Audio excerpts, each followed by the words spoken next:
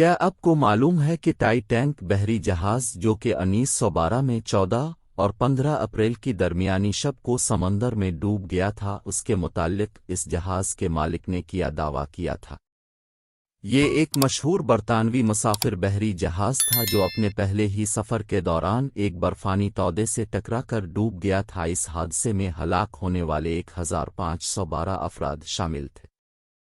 Titanic نے امریکی شہر نیو یارک کے لیے اپنے سفر کا آغاز برطانوی شہر ساؤتھمپٹن سے 10 اپریل 1912 کو کیا تھا اور یہ شمالی بحر اوقیانوس میں ڈوب گیا۔ اس کا ملبہ اب بھی سمندر میں 3800 میٹر کی گہرائی میں موجود ہے۔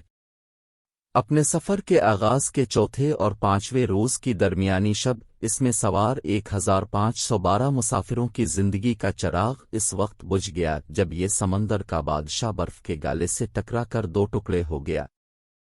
لائف بوٹس کے ذریعے ٹائٹینک کے صرف 724 مسافر زندہ بچ پائے، چونکہ اس کے متعلق یہی مشہور تھا کہ یہ کبھی نہیں ڈوبے گا، اس لیے اس پر زندگی بچانے والی کشتیاں بہت کم رکھی گئی تھیں۔ اگر لائف بوٹس زیادہ ہوتی تو سارے لوگ بچ سکتے تھے، کیونکہ اس جہاز کو ٹکر کے بعد ڈوبنے میں تقریباً 2 گھنٹے 40 منٹ لگے تھے۔ کہا جاتا ہے مرنے والوں کی تعداد 1512 سے بھی کافی زیادہ تھی، کیونکہ جن لوگوں کی جہاز کے عملے سے جان پہچان تھی ان میں سے بھی بہت سے لوگ ٹکٹ کے بغیر اس پر سوار ہو گئے تھے، جن کا کوئی ریکارڈ ہی موجود نہیں۔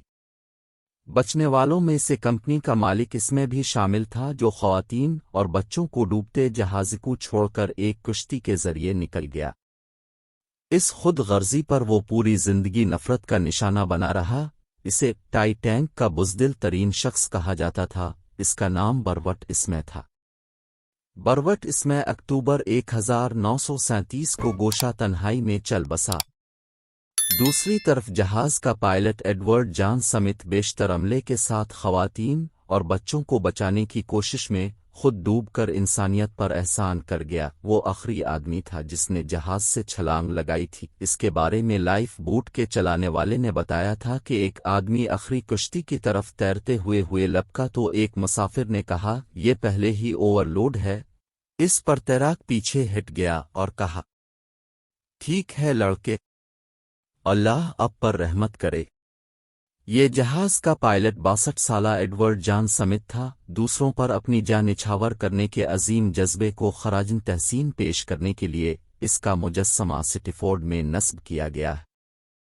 اس جہاز کے بارے میں اس کی تیاری مکمل ہونے پر اخبار میں آرٹیکل چھپا تھا کہ کبھی نہ ڈوبنے والا بحری جہاز تیار ہو گیا ہے، اور اس کے مالک نے تو یہ دعویٰ کر دیا تھا، اسے طوفان نو تو کیا خدا بھی نہیں ڈبو سکتا، نعوذ باللہ۔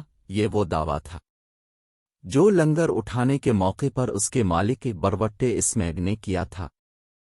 اس نے ٹائٹینک کو جدید، خوبصورت، آرام دہ، پرتعیش اور مضبوط بنانے میں کوئی کسر نہیں چھوڑی تھی۔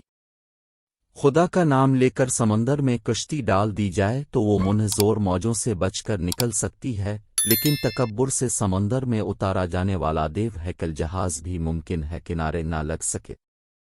یہی کچھ ٹائٹینک کے ساتھ ہوا۔ ٹائٹینک نے اپنی تخلیق کے بعد محض 4 دن کا سفر ہی کیا اور قیامت تک کے لیے غرور کرنے والوں کے لیے عبرت کی نشانی بن گیا۔